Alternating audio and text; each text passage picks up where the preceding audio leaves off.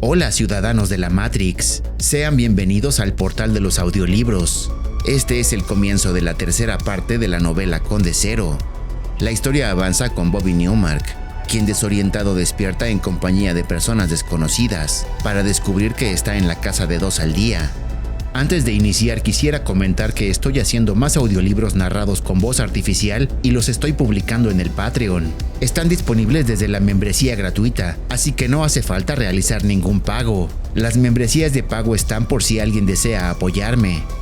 Y ahora continuamos con Conde Zero.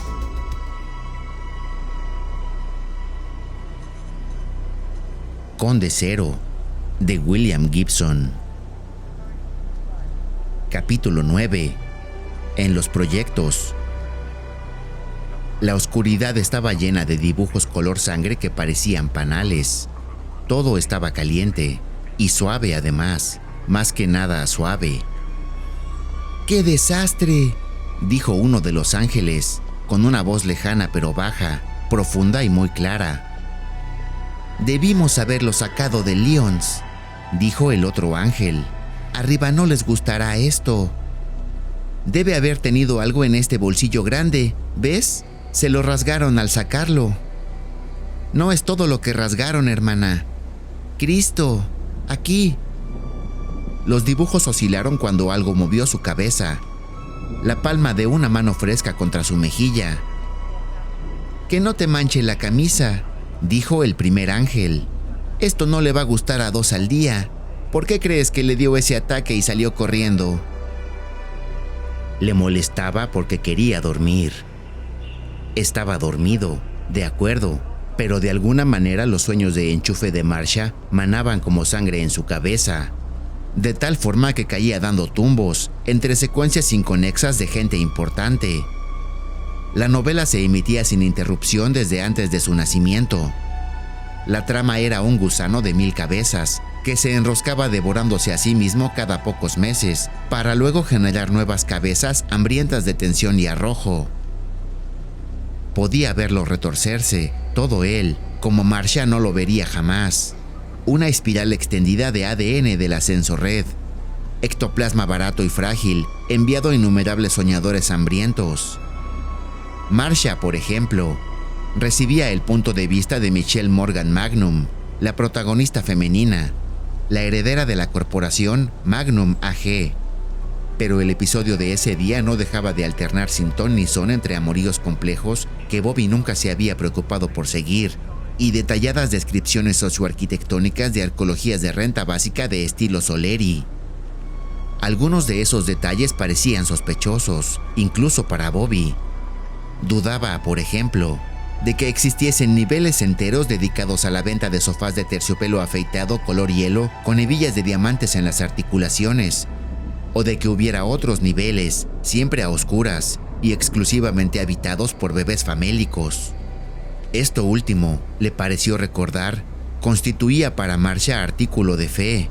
Ella veía los proyectos con horror supersticioso, como si fuesen una especie de infierno vertical al que algún día podía ser obligada a ascender. Otros fragmentos del sueño de enchufe le recordaban el canal del conocimiento que la Sensorred transmitía gratis con cada suscripción de SimSteam. Eran elaborados programas animados de la estructura interior de los proyectos y aburridas conferencias a cargo de voces en off sobre los estilos de vida de los diversos tipos de residentes. Estos, cuando pudo concentrarse en ellos, parecían aún menos creíbles que las fugaces imágenes de terciopelo azul hielo y los funestos bebés arrastrándose en silencio por la oscuridad. Vio a una madre joven y animada cortar una pizza con un gigantesco cuchillo de agua industrial en la cocina esquinera de un apartamento de una sola habitación. Una pared entera se abría a un estrecho balcón y a un rectángulo de cielo azul de historieta. La mujer era negra sin ser negra, le pareció a Bobby, como una versión muy oscura y juvenilmente maternal de una de las muñecas porno de la unidad que tenía en su dormitorio. Y tenía, o así lo parecía, los mismos e idénticos pechos, perfectos pero pequeños, como de historieta. En ese momento, para aumentar su opaca confusión, como una voz elevada y muy poco parecida a las de Sensorred, dijo: Bueno, a eso le llamo yo una inconfundible señal de vida. Jackie, si la prognosis todavía no está muy alta que digamos, por lo menos hay algo que sí lo está. Y luego volvió a toda velocidad al lujoso universo de Michelle Morgan Magnum, quien luchaba desesperadamente para prevenir la absorción de Magnum AG por parte del siniestro clan industrial Nakamura, cuya base de operaciones estaba en Shikoku, representado en este caso por, y aquí una complicación de la trama, el niño político del nuevo soviet, Vasily Suslov, quien tenía un sorprendente parecido con los Gothics de Lions y se vestía como ellos. El episodio parecía estar llegando a una especie de clímax.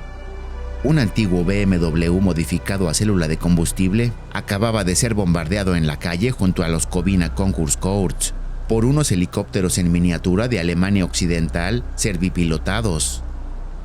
Michelle Morgan Magnum estaba golpeando con su pistola Nambu bañada en níquel a su secretaria personal por haberla traicionado.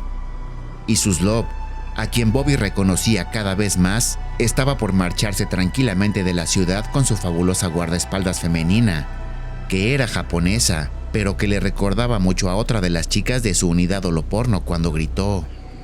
Bobby nunca había oído a nadie gritar así, y la voz tenía algo que le resultaba espantosamente familiar. Pero antes de que pudiese empezar a preocuparse por ello, los paneles rojos con sangre volvieron a aparecer flotando ante él e hicieron que se perdiese el final de gente importante. De todos modos, pensó mientras el rojo se transformaba en negro, siempre estaría a tiempo de preguntarle a Marcia qué había pasado. Abre los ojos, viejo. Muy bien. ¿La luz está muy fuerte? Lo estaba, pero no cambiaba nada. Blanco, blanco. Recordaba su cabeza estallando a años de distancia. Una inmaculada granada blanca en la fría oscuridad del desierto. Sus ojos estaban abiertos, pero no podía ver.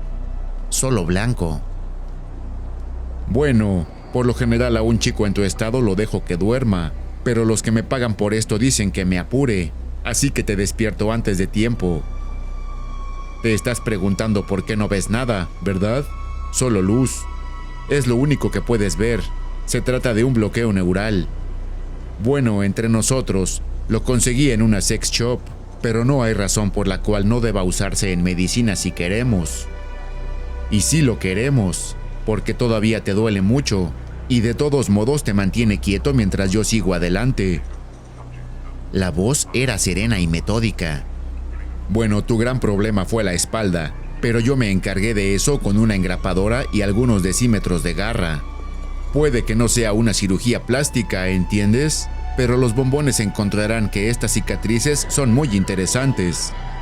Lo que estoy haciendo ahora es limpiar esta que tienes en el pecho. Luego colocaré un poco de garra aquí y ya estarás listo. Solo que durante unos días no podrás hacer ningún movimiento brusco o soltarás una grapa. Te he puesto un par de dermos y te colocaré algunos más. Mientras tanto, conectaré tu sensorio a un círculo de audio y video para que te acostumbres a estar aquí. No te preocupes por la sangre, es toda tuya, pero ya no habrá más. El blanco se coaguló en una nube gris. Los objetos tomaban forma con la deliberada lentitud de una alucinación producida por la droga. Estaba aplastado contra un mullido cielo raso, mirando fijamente hacia abajo a un muñeco manchado de sangre, que en vez de cabeza tenía una lámpara de cirugía azul verdosa que parecía brotarle de los hombros. Un negro con un manchado mono verde rociaba algo amarillo sobre un corte superficial que corría desde la parte superior del hueso pélvico del muñeco hasta justo debajo de su tetilla izquierda. Sabía que el hombre era negro porque llevaba el cráneo desnudo y afeitado, lustroso de transpiración. Tenía las manos cubiertas por unos apretados guantes verdes y todo lo que Bobby veía de él era su refulgente cráneo. Había dermodiscos azules y rosados pegados en la piel de ambos lados del cuello del muñeco. Los bordes de la herida parecían haber sido pintados con algo que semejaba salsa de chocolate, y el aerosol amarillo hacía un ruido silbante al escapar del pequeño tubo plateado. Entonces Bobby se dio cuenta de lo que veía. y el universo se reveló provocándole náuseas. La lámpara pendía del techo, el cielo raso estaba cubierto de espejos, y el muñeco era él. Fue como si diera un salto atado a un largo cordón elástico, otra vez por los paneles rojos, hasta la habitación del sueño donde la muchacha negra cortaba pizza para sus hijos. La cuchilla de agua no hacía sonido alguno, suciedad microscópica suspendida en un finísimo chorro de agua de alta velocidad.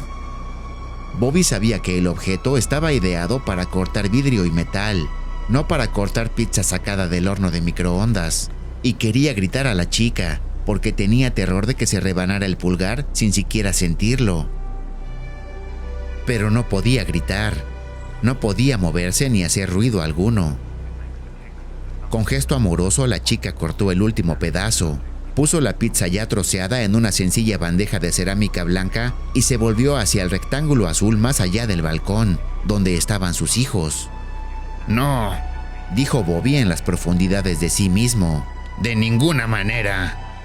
Porque las cosas que daban vueltas y se abalanzaban sobre ella no eran críos en planeadores, sino bebés, los monstruos bebés del sueño de Marcia, y las alas desgarradas eran una maraña de huesos rosados. Metal, tensas membranas remendadas de plástico de desecho. Les vio los dientes. Amigo», exclamó el hombre de color. «Te perdí durante un segundo. No mucho, ¿entiendes? Tan solo un minuto neoyorquino». Su mano en los espejos encima de Bobby tomó un carrete plano de plástico azul transparente de la pila de trapos ensangrentados junto a las costillas del muchacho. Delicadamente, con el pulgar y el índice, sacó una sección de algo que parecía plástico marrón en glóbulos. Diminutas puntas de luz destellaban en los bordes y parecían temblar y cambiar de posición. «Garra», dijo, y con el pulgar de la otra mano apretó algún tipo de hoja cortante incorporada al carrete azul. Ahora el pedazo de material en glóbulos quedó liberado y comenzó a retorcerse. «Buena mierda», dijo el hombre, llevando el objeto al campo de visión de Bobby. «Nuevo, lo que usan ahora en Chiva». Era marrón, acéfalo, cada glóbulo un segmento de cuerpo, cada segmento bordeado por pálidas y brillantes puntas.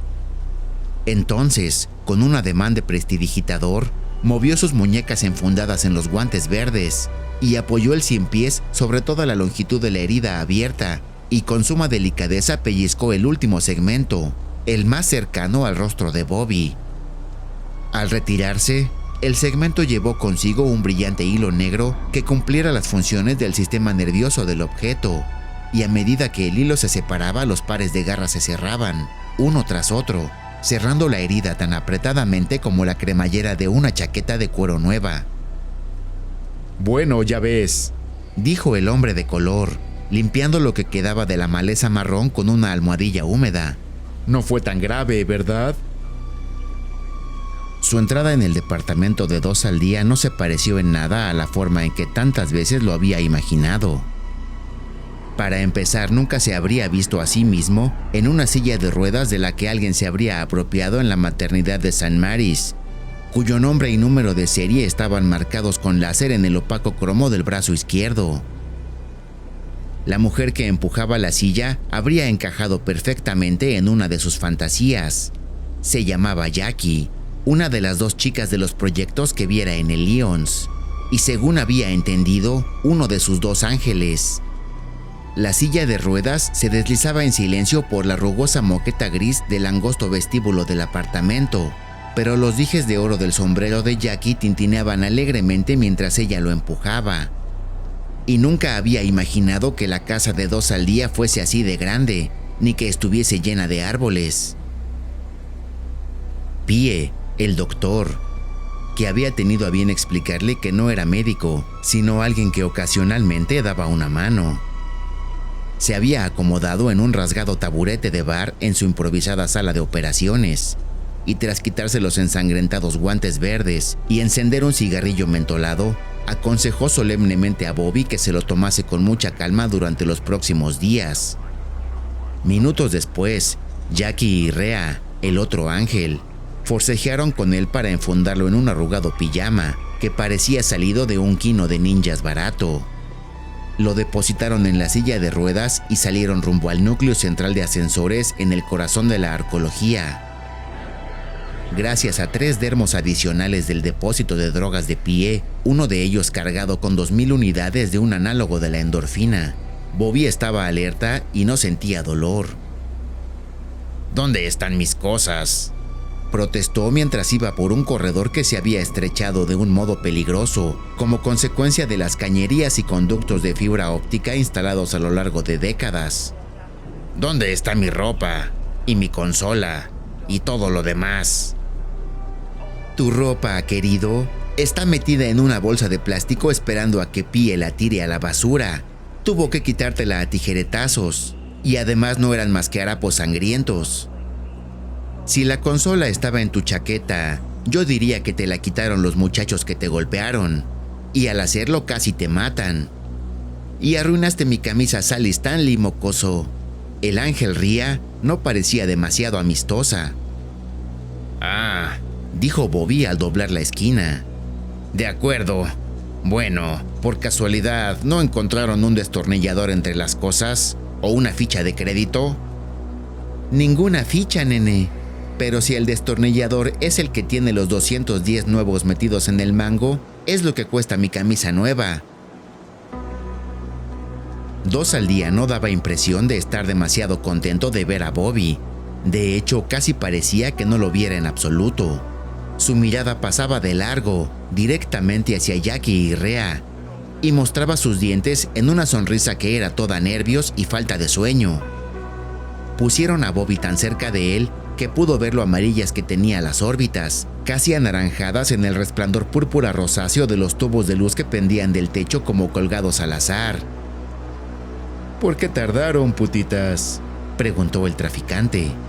Pero no había ira en su voz, solo agotamiento y algo más, algo que Bobby al principio no supo identificar. «Pie», dijo Jackie, pasando con irreverencia junto a la silla de ruedas para tomar un paquete de cigarrillos chinos de la enorme plancha de madera que 2 al día usaba como mesa. «Es un perfeccionista el viejo Pie. Eso lo aprendió en la escuela de veterinaria», agregó Ría mirando a Bobby. «Solo que por lo general está demasiado oído. Nadie lo dejaría operar ni a un perro». «Bueno», dijo 2 al día, deteniendo por fin sus ojos en Bobby. «Saldrás de esta».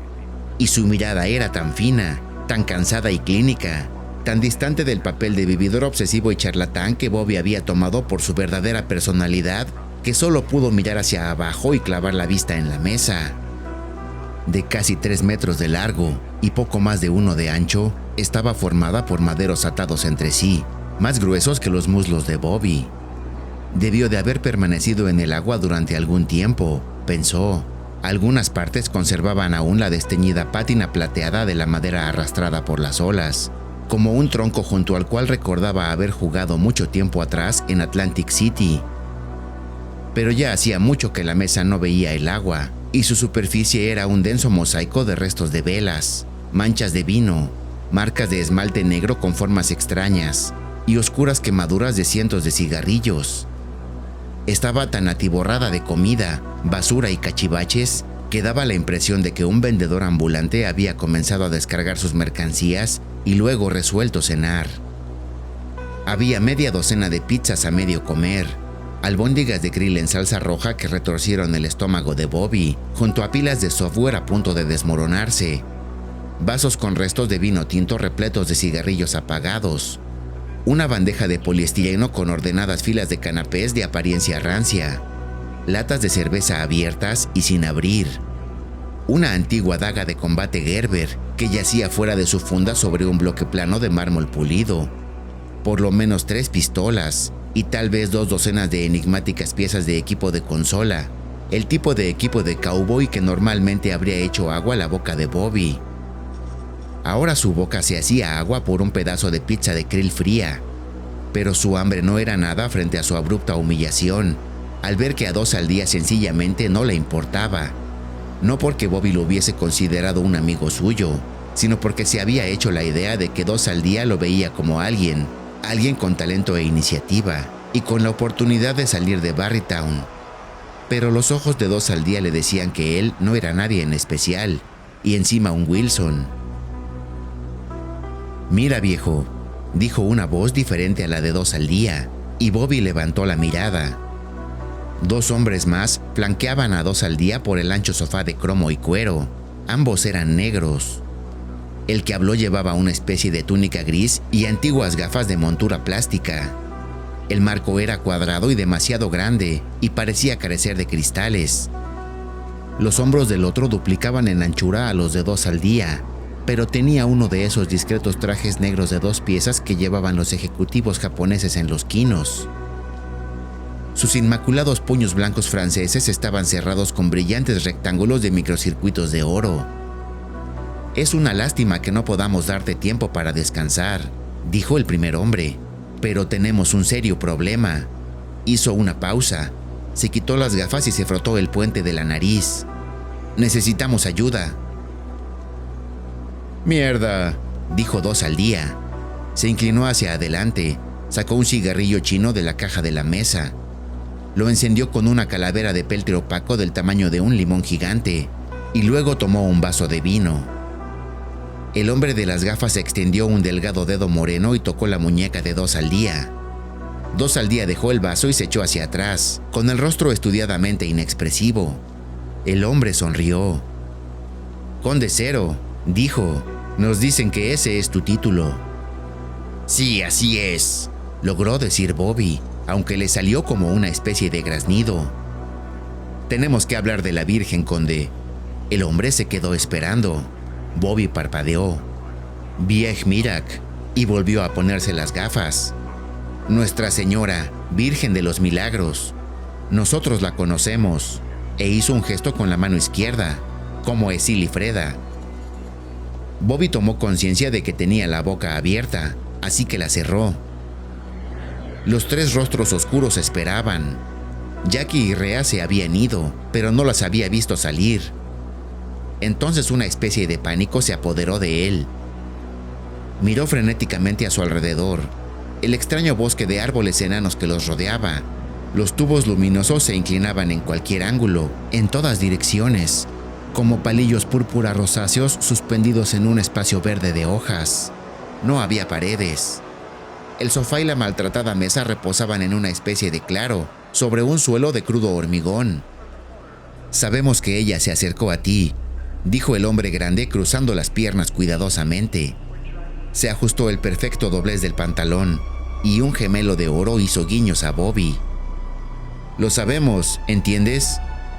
Dos al Día me dice que fue tu primera incursión», dijo el hombre. «¿Eso es verdad?» Bobby asintió. «Entonces eres un elegido de Legba», dijo el hombre mientras se quitaba de nuevo los marcos vacíos, «por haber conocido a Viej Mirak». Sonrió. La boca de Bobby se abrió de nuevo. «Legba», dijo el hombre, «amo de rutas y caminos, el loa de la comunicación». Dos al Día aplastó su cigarrillo en la madera herida, y Bobby vio que le temblaba la mano. Capítulo 10. Alain. Quedaron en reunirse en el bar-restaurante que había en el 5º subnivel del complejo del patio de Napoleón, la Cour Napoleón, ubicado bajo la pirámide de cristal del Louvre. Era un lugar que ambos conocían, aunque no significaba nada en concreto para ellos. Alain lo había sugerido, y ella sospechaba que había una razón. Era un terreno neutral a escala emocional, un sitio familiar del que al mismo tiempo no albergaban el menor recuerdo. Estaba decorado con un estilo que databa de principios de siglo. Mostradores de granito, vigas negras que iban desde el suelo hasta el techo, espejos que cubrían todas las paredes y el tipo de mobiliario que podía encontrarse en un restaurante italiano, de chapas negras y soldadas de acero que bien podrían pertenecer a cualquier década del último siglo. Las mesas estaban cubiertas de lino gris con una estrecha franja negra, un patrón que también se repetía en las cartas del menú y en los delantales de los camareros. Ella llevaba el abrigo gris de cuero que había comprado en Bruselas, una blusa de lino roja y unos vaqueros negros de algodón que eran nuevos. Andrea había fingido no fijarse en el extremo cuidado con el que se había vestido para la reunión, y después le había prestado un sencillo collar de perlas que resaltaba a la perfección la blusa roja. Nada más entrar, reparó en que él había llegado antes y que la mesa ya estaba repleta de cosas suyas. Llevaba su bufanda favorita, la que habían encontrado juntos en el mercadillo del año anterior, y tenía el mismo aspecto de siempre, desaliñado pero muy tranquilo. El maletín de cuero desgastado había vomitado su contenido sobre aquel pequeño cuadrado de granito pulido. Cuadernos de espiral, una copia sin leer de la novela más polémica del mes, unos galoises sin filtro, una caja de cerillas de madera, la agenda forrada en cuero que ella le había comprado en el Browns. «Pensé que no vendrías», dijo al tiempo que le dedicaba una sonrisa. «¿Por qué ibas a pensar algo así?», preguntó ella. Era una respuesta lanzada al azar, patética, que ocultaba el pavor que sentía en aquel momento. Era un pavor que al fin se permitía sentir, miedo por la pérdida de una parte de sí misma, por una pérdida de voluntad y de rumbo, miedo por el amor que aún sentía.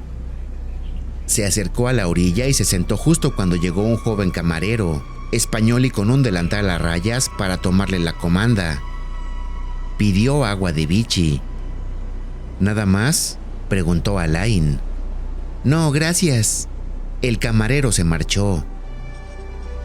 «Llevo semanas tratando de ponerme en contacto contigo», dijo. Ella sabía que era mentira. Aún así, y como hacía antes, se preguntó si Alain era plenamente consciente del hecho de estar mintiendo.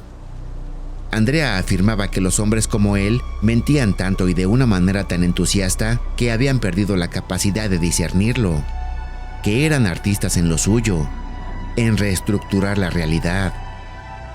Y Nueva Jerusalén era un buen lugar, sin descubiertos bancarios ni propietarios contrariados, ni la necesidad de encontrar a alguien para pagar las cuentas todas las noches. «No vi que intentaras ponerte en contacto conmigo cuando Gnaz vino con la policía», dijo ella, con la esperanza de ver al menos un atisbo de vergüenza en su rostro. Pero aquella cara de niño estaba más tranquila que nunca debajo de ese cabello castaño que siempre se peinaba hacia atrás con los dedos. «Lo siento», se disculpó mientras apagaba el galoises. Ella había terminado por asociar el olor de aquel tabaco negro francés con él, y París parecía impregnado con su esencia, con su fantasma, con su rastro. Estaba seguro de que él nunca llegaría a percibir la naturaleza de la obra. Tienes que entenderlo. Cuando descubrí lo mucho que necesitábamos el dinero, llegué a la conclusión de que tenía que actuar. Sabía que tú eras demasiado idealista. La galería iba a cerrar pasara lo que pasara. De haber salido todo bien con Gnaz, lo habríamos conseguido, y tú estarías feliz, feliz. Respiró al tiempo que sacaba otro galoises de la cajetilla. Ella se limitó a mirarlo, a sentir algo parecido al asombro y una aprensión malsana debido a la manera en que deseaba creerle. «Sabes», prosiguió mientras sacaba una cerilla de la caja amarilla y roja. «Ya había tenido problemas con la policía cuando era estudiante, problemas políticos, claro».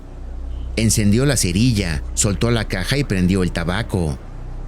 «Políticos», repitió ella, y de repente le dieron ganas de reír. «La verdad es que no sabía que existieran partidos para gente como tú. No me imagino qué nombre podría tener un partido así». «Marley», dijo él al tiempo que bajaba la voz, como hacía cada vez que trataba de expresar cuán intensos eran sus sentimientos. «Sabes, o deberías saber, que todo lo que hice fue por ti, por nosotros, si quieres. Estoy seguro de que sabes, de que sientes que nunca te haría daño ni te pondría en peligro de forma deliberada». En la mesa no había espacio para su bolso, por lo que lo había colocado sobre el regazo. En ese momento se dio cuenta de que tenía las uñas muy enterradas en el cuero suave pero consistente del complemento. «Nunca me harías daño». Era su voz, una voz que sonaba confundida y sorprendida, la voz de una niña. Y de repente sintió que quedaba libre, libre de la necesidad, del deseo, del miedo y de todo lo que sentía por aquel rostro atractivo que estaba frente a ella en la mesa. En ese momento solo sentía repugnancia y solo fue capaz de mirarlo, de contemplar al extraño junto al que había dormido durante un año en una minúscula habitación al fondo de una galería muy pequeña de la Rue Mauconseil. El camarero le colocó delante el vaso de Vichy. Debió tomarse su silencio por aceptación y la absoluta inexpresividad de su gesto por franqueza. «Tienes que entender», recordó que era una de sus frases favoritas para continuar las conversaciones, que la existencia de hombres como Gnas es lo que ayuda a mantener a flote el arte, a mantenernos a flote a nosotros, Marly. Sonrió como si se riese de sí mismo, una sonrisa desenfadada y cómplice, con la que solo consiguió ponerle la piel de gallina. «Pero supongo que creí que el tipo tenía el sentido común necesario para contratar a su experto en Cornell, aunque te aseguro que el mío era todo un erudito». ¿Cómo escaparía de ahí? Ponte en pie, pensó. Date la vuelta. Camina despacio hacia la entrada. Cruza la puerta. Sal al brillo apagado de la Cour Napoleón, donde el mármol pulido recubre la Rue du Champ-Fleury, una calle del siglo XIV que, según se dice, había estado reservada únicamente para la prostitución. Cualquier cosa, solo márchate, lárgate ahora y aléjate de él. Caminar a ciegas, perderse en el París de las guías turísticas que vio la primera vez que estuvo en la ciudad. «Y ahora», continuó él, «verás que las cosas han ido bien. Suele pasar, ¿verdad?». Esa sonrisa otra vez, pero en esta ocasión una juvenil, algo melancólica y mucho más íntima, de alguna manera que le resultaba terrorífica. «Hemos perdido la galería, pero has encontrado trabajo, Marly. Tienes algo que hacer, algo interesante, y yo tengo los contactos que necesitas. Conozco a la gente con la que tienes que hablar para encontrar a tu artista». «¿A mi artista?», disimuló la repentina confusión con un trago de Vichy. Él abrió el maletín arañado y sacó algo plano, un simple holograma reflectante. Ella lo tomó, agradecida por tener algo que hacer con las manos, y vio que era una fotografía cualquiera de la caja que había visto en aquel constructo de Barcelona de Vírec. Alguien la sostenía, unas manos masculinas que no eran las de Alain, y en una de ellas un anillo de metal oscuro. No se apreciaba el fondo, solo la caja y las manos. «Alain», dijo, «¿de dónde la sacaste?». Alzó la vista y vio el aire triunfal tan pueril que se reflejaba en su mirada. «A alguien le va a costar mucho descubrirlo». Soltó el cigarrillo y se puso en pie. «Perdona». Se dirigió a los lavabos, y cuando desapareció detrás de espejos y vigas de acero negro, ella soltó el holograma, extendió la mano por encima de la mesa y volvió a abrir la tapa del maletín. No había nada, solo una banda elástica y algunos restos de tabaco. «¿Quiere algo más? ¿Más Vichy, quizá?». El camarero estaba de pie junto a ella. Alzó la mirada y se quedó muy sorprendida por lo familiar que le resultaba el hombre. Ese rostro negro y enjuto. «Lleva una unidad de transmisión», dijo el camarero. «También está armado. Yo era el Botones de Bruselas. Dele lo que quiere. Recuerde que el dinero no significa nada para usted». Agarró la copa y la colocó con cuidado en la bandeja, y es muy probable que a él lo destruya. Alain regresó con una sonrisa en el rostro. «Cariño», dijo al tiempo que extendía una mano hacia los cigarrillos. «¿Hay trato?». Ella le devolvió la sonrisa y asintió. Capítulo 11. En posición. Finalmente se permitió 3 horas de sueño, en el búnker sin ventanas donde el equipo de punta estableciera el puesto de comando. Había conocido al resto del equipo. Ramírez era menudo, nervioso, a cada momento solicitado por su habilidad como jockey de consola. Dependían de él, junto con Jalen Slide en la plataforma marina, para monitorear el ciberespacio alrededor del sector de retícula que contenía los bancos de datos protegidos por el hielo de los biolaboratorios Maas. Si la Maas advertía su presencia a último momento, él podría estar en condiciones de dar un aviso. También se encargaba de pasar la información médica de la unidad de cirugía a la plataforma. Un procedimiento necesariamente complejo, si querían hacerlo sin que Maas se enterase. La línea de transmisión iba hasta una cabina telefónica perdida en medio de la nada. Más allá de la cabina, él y Yailin estaban librados a su suerte en la matriz. Si cometían un error, la Maas podría hacerles un retroseguimiento e identificarlos con precisión. También estaba Nathan, el técnico de reparaciones, cuya verdadera tarea consistía en velar por el equipo del búnker. Si alguna parte del sistema se estropeaba, había al menos una probabilidad de que él la reparase. Nathan pertenecía a la especie que había producido a Oakey y a 1000 más con quienes Turner había trabajado a lo largo de los años. Técnicos independientes que buscaban ganar dinero corriendo peligro y que habían demostrado poder mantener la boca cerrada. Los otros, como Teddy, Costa y Davis, eran solo costosos refuerzos mercenarios, el tipo de hombres que se alquilaba para este tipo de trabajos. Pensando en ellos, había tenido especial cuidado en interrogar a Sutcliffe acerca de los arreglos para la evacuación.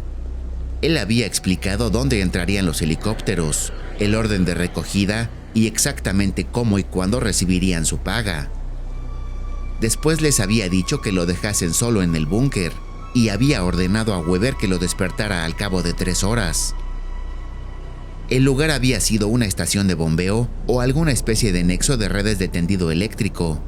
Los moñones de tubería plástica que emergían de las paredes podrían haber sido líneas de conexión o de desagüe.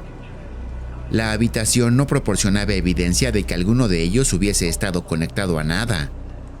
El techo, una única losa de hormigón, era demasiado bajo como para que pudiese andar erguido, y había un olor seco y polvoriento que no era del todo desagradable.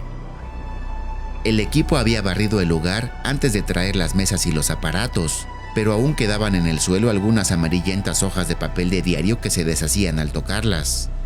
Distinguió palabras, a veces una frase entera. Las mesas plegables de metal habían sido puestas contra una pared, formando una L. Cada brazo soportaba una batería de equipos de comunicación de extraordinaria sofisticación. Lo mejor, pensó, que la Hosaka había podido conseguir.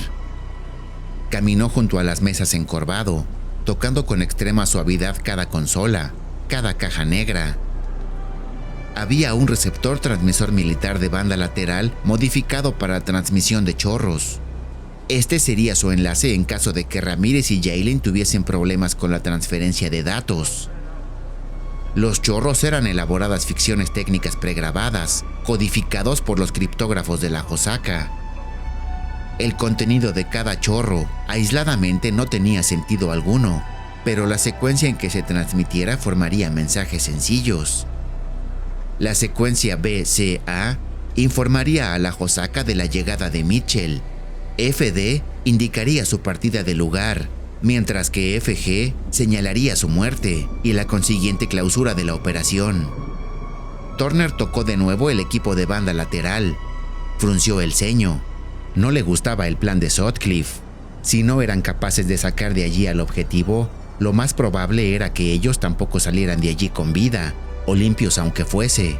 Y Weber le había informado discretamente que en caso de haber problemas, se le había ordenado utilizar un cohete antitanque manual contra los médicos en su unidad miniatura de cirugía. «Ellos lo saben», dijo, «y puedes apostar que cobran bien por eso». Los demás dependían de los helicópteros cuya base estaba en Tucson. Turner asumió que la Maas, de recibir una alerta, los liquidaría sin problemas al llegar. Cuando planteó su objeción a Sutcliffe, el australiano solo se encogió de hombros. «No es la forma en que yo lo armaría en condiciones ideales, amigo, pero a todos nos trajeron sin darnos mucho tiempo, ¿no?»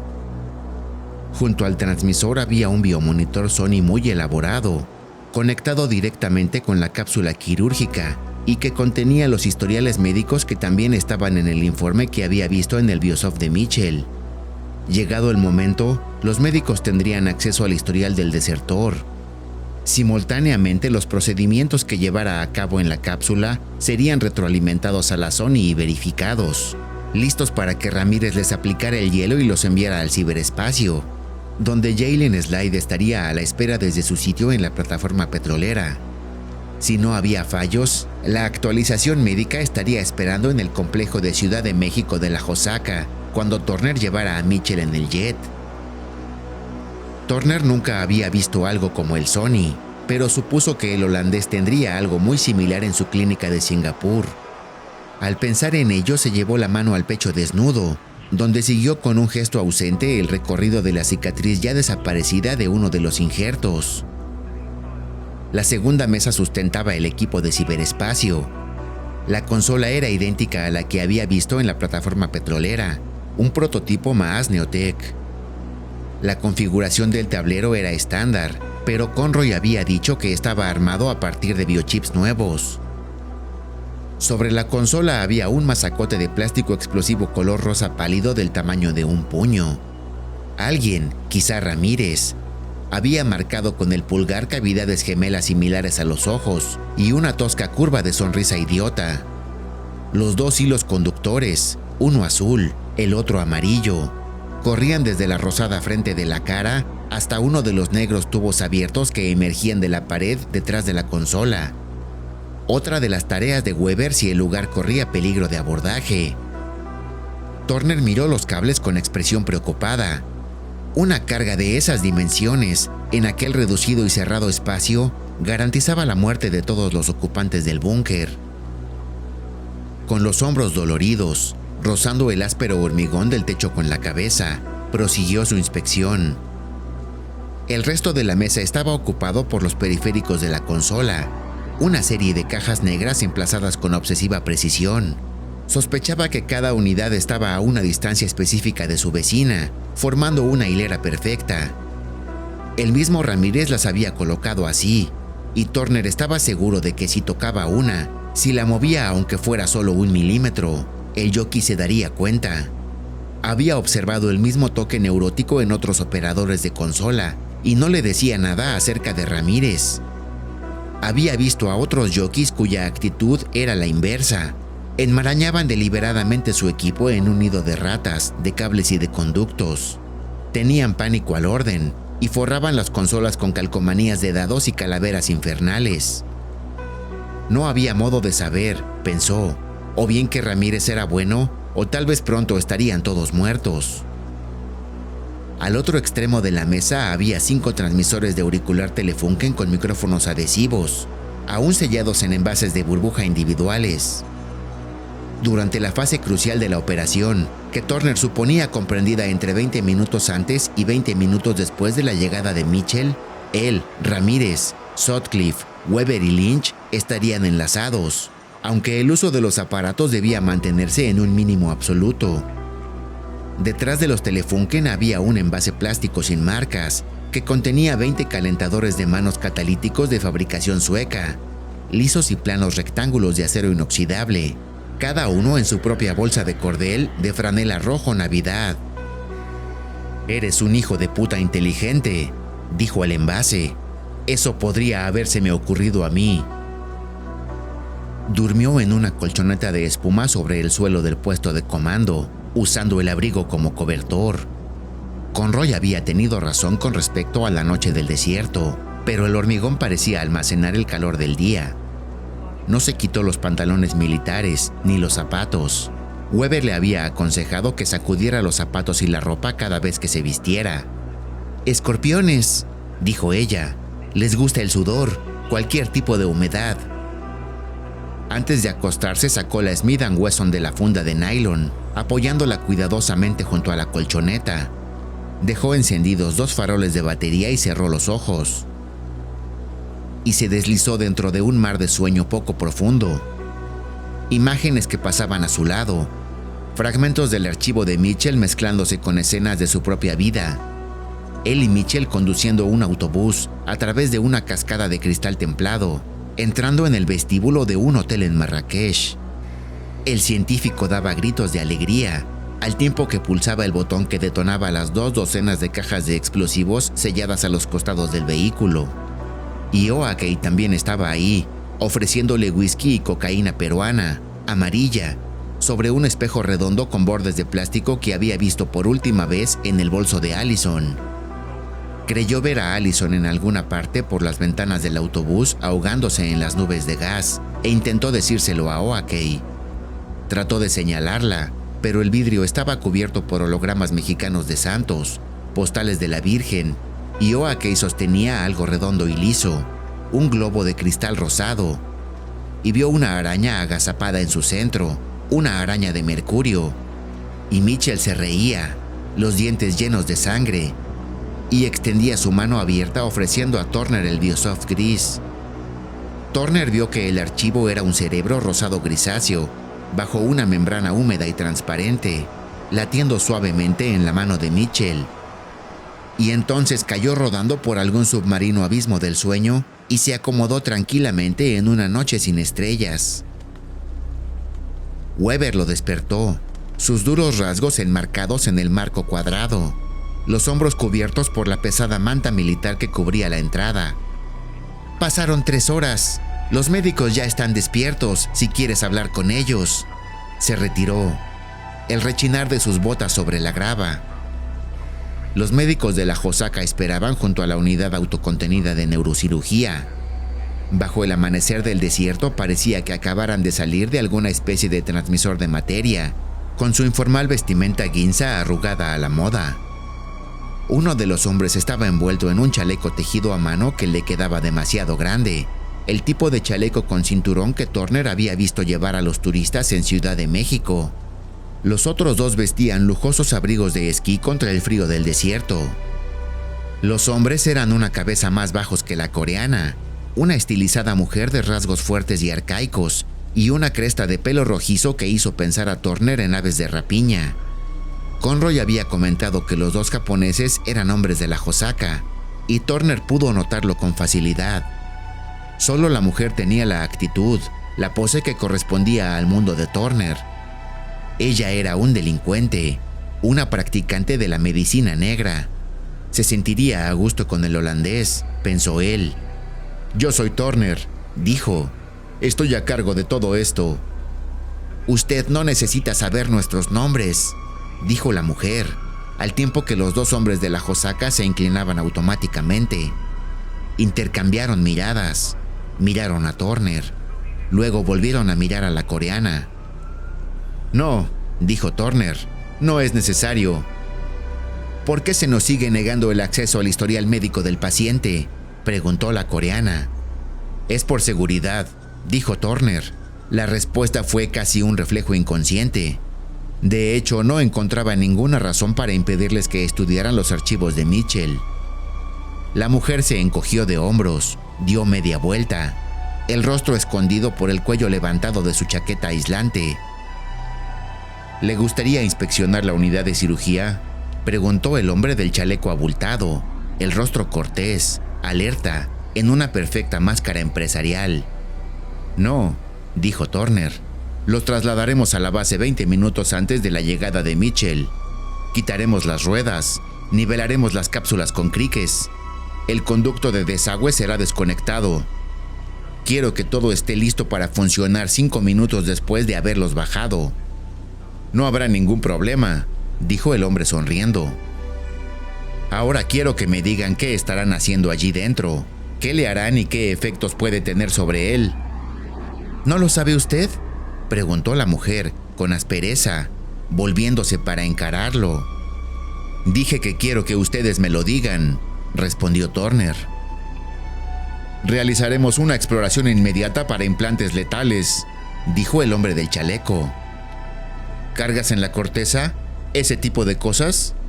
«Dudo», dijo el otro hombre, «que encontremos algo tan vasto, pero sí haremos un rastreo de todo el espectro de dispositivos letales.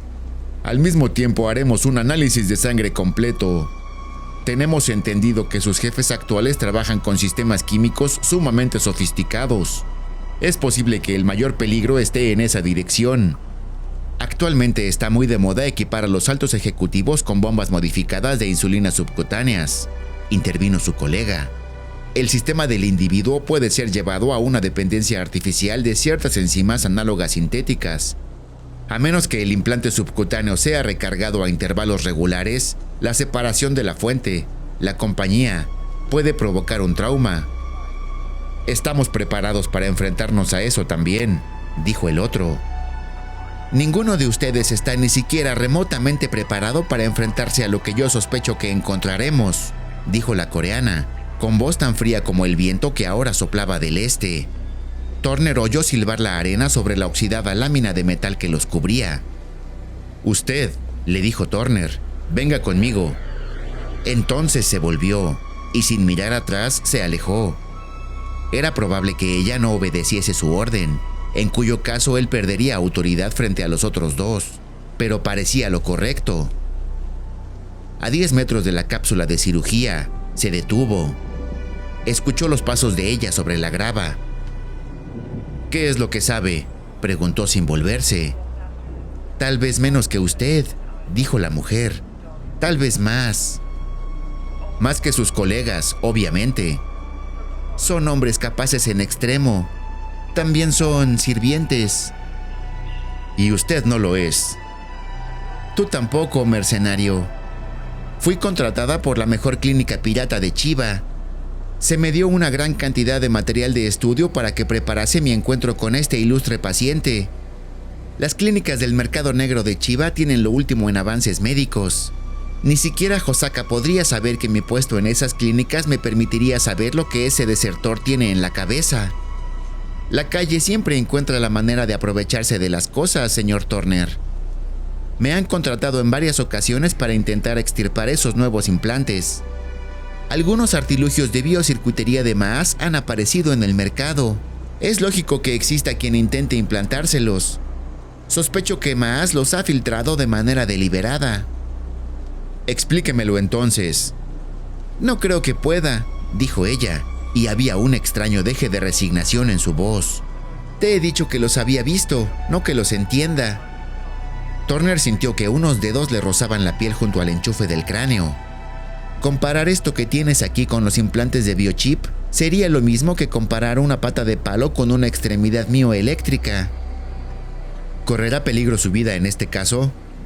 Oh, no, dijo ella retirando la mano. No la del paciente. Y entonces la escuchó caminar arrastrando los pies, de regreso a la unidad de cirugía. Conroy envió un mensajero con el paquete de software que permitiría a Turner pilotar el jet en que llevaría a Mitchell al complejo de la Hosaka en Ciudad de México. El mensajero era un hombre de ojos salvajes y piel ennegrecida por el sol, al que Lynch llamó Harry, una atlética aparición que llegó pedaleando desde Tucson, en una bicicleta llena de costras de arena, con gastadas cubiertas y un manillar envuelto con tiras de amarillento cuero sin curtir. Lynch condujo a Harry por el estacionamiento.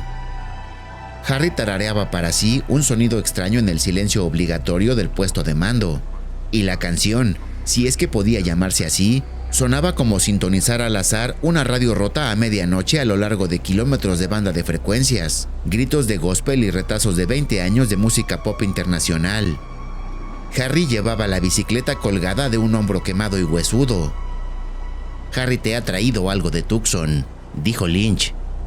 ¿Se conocen?, preguntó Turner, mirando directamente a Lynch. ¿Tienen algún amigo en común? ¿Qué se supone que significa eso?, preguntó Lynch. Turner sostuvo la mirada. ¿Sabes su nombre? Fue él quien me dio su maldito nombre, Turner. Me llamo Harry, dijo el hombre quemado. Dejó caer la bicicleta sobre una mata de arbustos. Su vacua sonrisa dejó al descubierto unos dientes irregularmente implantados. Sobre el pecho desnudo, cubierto por una película de polvo y sudor, llevaba colgados lazos en finas cadenas de metal, tiras de cuero, fragmentos de cuernos y pieles de animales, cartuchos de bala, monedas de cobre gastadas hasta perder el relieve, y una pequeña bolsa de cuero suave y marrón. Turner miró el conjunto de objetos que pendían sobre el escuálido pecho y extendió la mano, tocando un pedazo de cartílago torcido que colgaba del cordel trenzado. ¿Qué diablos es esto, Harry? Es un pito de mapache, dijo Harry. Los mapaches tienen un hueso articulado en el pito. No mucha gente lo sabe. ¿Habías conocido antes a mi amigo Lynch, Harry? Harry parpadeó. Sabía la contraseña, dijo Lynch. Hay una jerarquía de urgencias. Él conocía a los responsables. Me dio su nombre. ¿Me necesitas aquí o puedo volver a mi trabajo? Vete, dijo Turner. Cuando Lynch se hubo alejado lo suficiente, Harry comenzó a manipular las tiras que sellaban la bolsa de cuero. No debería ser duro con él, dijo. Es muy bueno, de verdad. De hecho, no lo vi hasta que me apuntó en el cuello. Abrió la bolsa y metió la mano con cuidado. Dile a Conroy que lo tengo marcado. ¿Perdona?, dijo Harry, sacando de la bolsa una hoja amarilla de cuaderno doblada. ¿A quién tienes marcado? Se la dio a Turner. Dentro había algo. A Lynch. Es el topo de Conroy aquí. Díselo. Desplegó el papel y sacó el grueso Microsoft militar. Había una nota en mayúsculas azules. Buena suerte, imbécil. Nos vemos en el DF. ¿De verdad quieres que le diga eso? Díselo. Tú mandas. Y bien que lo sabes, dijo Turner, arrugando el papel y metiéndolo en la axila izquierda de Harry. Harry sonrió de forma dulce e inocente, y la inteligencia que había dejado entrever desapareció otra vez, como un animal marino que se sumerge apacible bajo la superficie calmada de un mar de necedad, producto de la confusión. Turner lo miró a los ojos, ópalo, agrietado y amarillo, y no vio en ellos más que el sol y la autopista. Una mano a la que le faltaban articulaciones se lanzó para rascar distraídamente una barba de varios días. Bueno, dijo Turner. Harry se volvió, levantó su bicicleta de la mata de arbustos, se la colgó al hombro con un gruñido y empezó a cruzar el abandonado estacionamiento. Sus pantalones cortos color caqui, demasiado grandes y hechos jirones, se agitaron con el viento y su colección de cadenas tintineaba suavemente. Sutcliffe silbó desde un promontorio que se encontraba a 20 metros, mientras sostenía en lo alto un rollo anaranjado de cinta de agrimensor. Era hora de comenzar el trazado de la pista de aterrizaje de Mitchell. Había que trabajar rápido, antes de que el sol estuviese demasiado alto. De todos modos iba a hacer calor. Bueno, dijo Weber, llegará por el aire. Escupió un jugo marrón sobre un cacto amarillento. Su mejilla estaba inflada como tabaco de Copenhague. Correcto, dijo Turner. Se sentó junto a ella sobre un saliente de pizarra oscura. Observaban a Lynch y a Nathan, quienes limpiaban la pista que él y Sutcliffe habían marcado con la cinta anaranjada. La cinta delimitaba un rectángulo de 4 metros de ancho por 20 de largo. Lynch llevó un oxidado segmento de perfil doble T hasta la cinta y lo arrojó al otro lado. Algo se deslizó entre las mantas cuando el perfil sonó contra el hormigón. Pueden ver esa cinta, si quieren, dijo Weber, mientras se secaba los labios con el dorso de la mano. Si quieren pueden leer los últimos titulares en su facsímil matutino. Lo sé, dijo Turner, pero si todavía ignoran que estamos aquí no creo que lo hagan, y no puede verse desde la autopista. Se ajustó la gorra negra de nylon que le había dado Ramírez, tirando de la visera hasta que ésta tocó sus gafas de sol. De todos modos, solo moveremos las cosas pesadas, las cosas que podrían arrancar una pierna. Desde el espacio no parecerá nada en especial. Claro, asintió Weber, un marcado rostro impávido bajo las gafas de sol. Desde donde estaba, Turner podía oler su sudor intenso y animal. ¿Qué diablos haces, Weber, cuando no estás trabajando en esto? La miró. Tal vez mucho más de lo que haces tú, dijo ella. Parte del tiempo lo dedico a criar perros. Sacó el cuchillo de una de sus botas y se puso a afilarlo contra la suela, raspándolo suavemente en cada pasada, como un barbero mexicano sacando filo a su navaja de afeitar. Y pesco, truchas. ¿Tienes a alguien en Nuevo México? Tal vez más que tú, respondió con parquedad. Supongo que los tipos como tú y Sutcliffe no son de ningún lugar. Aquí es donde viven, ¿no es así, Turner? En el lugar de trabajo, hoy, el día en que tu chico sale, ¿verdad? Probó la hoja del cuchillo en la yema del pulgar antes de volver a meterlo en su funda. ¿Pero tienes a alguien? ¿Hay un hombre esperándote? Una mujer, si tanto quieres saberlo, dijo ella. ¿Sabes algo acerca de la cría de perros? No, dijo él. Ya me parecía. Lo miró a contraluz. Tenemos una niña también, Nuestra. Ella fue la que se embarazó. ¿Fisión de ADN? Ella asintió. Eso es caro, dijo él. Lo sabes, no estaría aquí si no tuviésemos que pagarlo. Pero es hermosa. ¿Tu mujer? Nuestra hija. Capítulo 12. Café Blanc. Cuando se iba del Louvre, tuvo la impresión de que una estructura articulada se movía para adaptarse a su itinerario a través de la ciudad. El camarero no sería más que otra pieza de esa estructura, una extremidad, una sonda o un palpo muy sensible. El conjunto debería ser más grande, mucho más grande.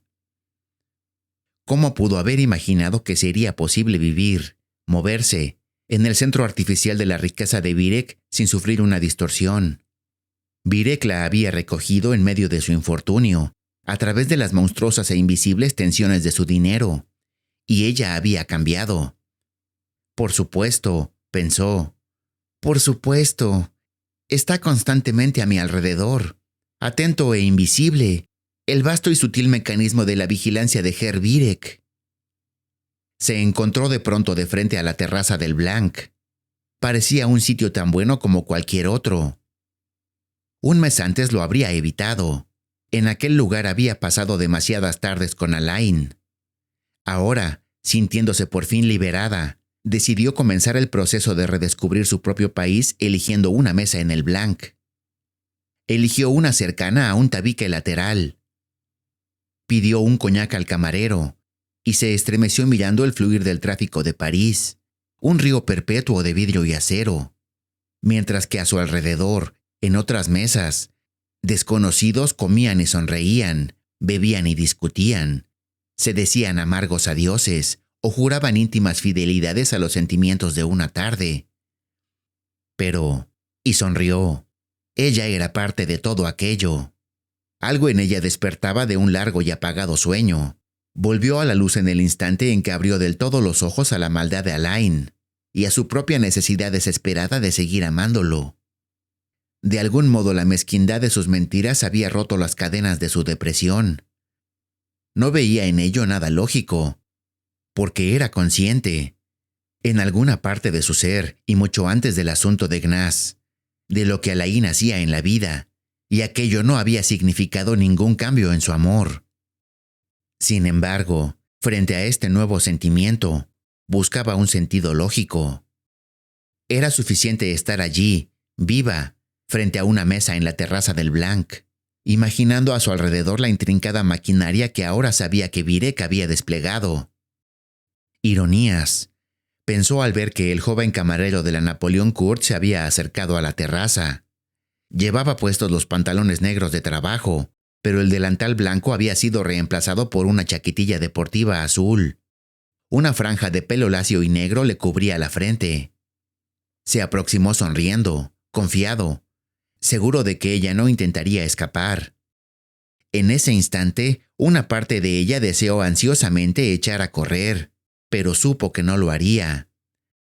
¡Qué burla!, se dijo.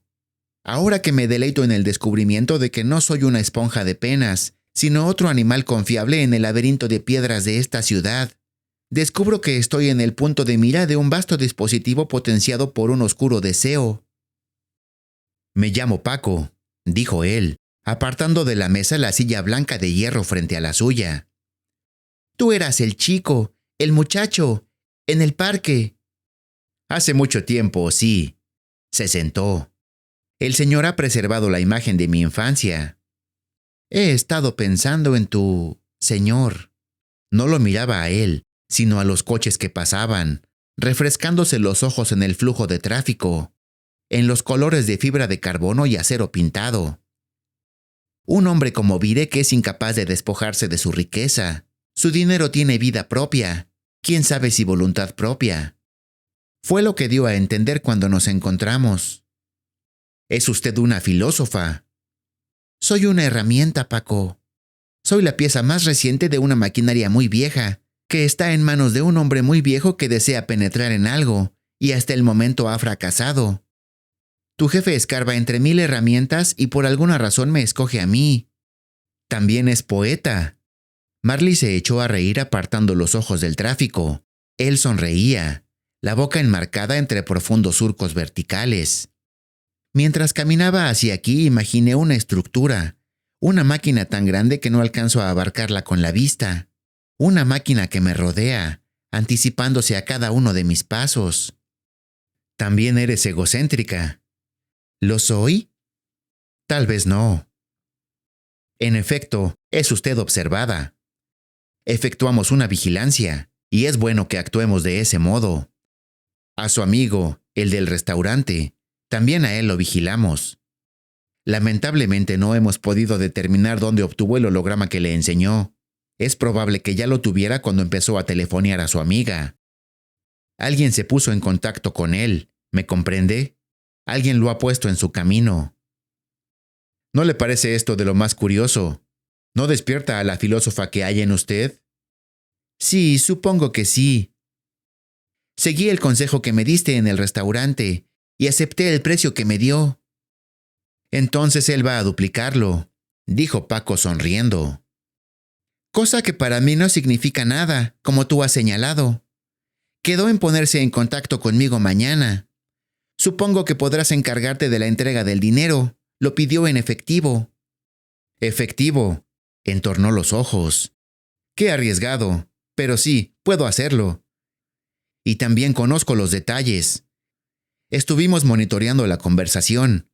No fue difícil, ya que tuvo la amabilidad de transmitirla él mismo con un micrófono miniatura.